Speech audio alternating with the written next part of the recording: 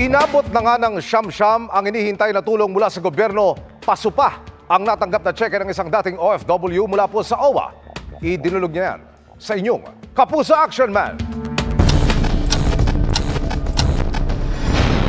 7 taong nagtrabaho sa Dubai si Chrisley bago tuluyang nagbalik bansa nitong Disyembre 2023. Humingi po ako ng assistance sa OWA kasi nga po parang back to zero po ako para makatulong sana pang simula ulit.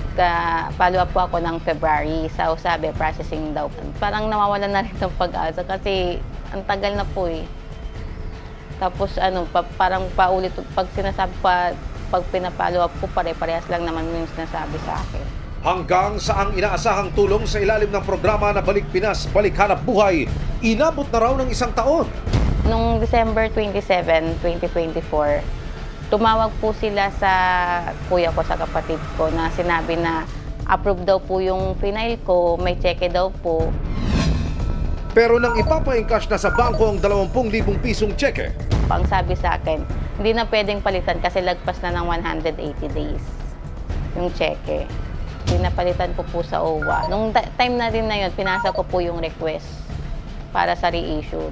Kaya nga po kami dumudulog doon para matulungan po kami, may pang simula.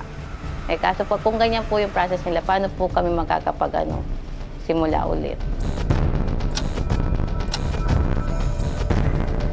dumulog ang inyong Kapuso Action Man sa OWA Region 4A. Paliwanag ng hepe ng OWA Welfare Assistance Program ng Region 4A, Hunyo 28, 2024 pa available ang cheque ni Chrisley. Ilang buwan daw silang nag-message at tumawag sa OFW pero wala raw itong tugon. Disyembre 2024 na raw ito sumagot.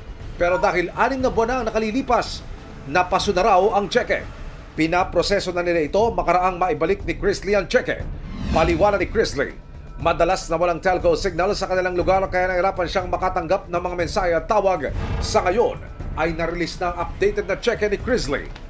Nagpapasalamat po ako kasi malaking tulong din po yun.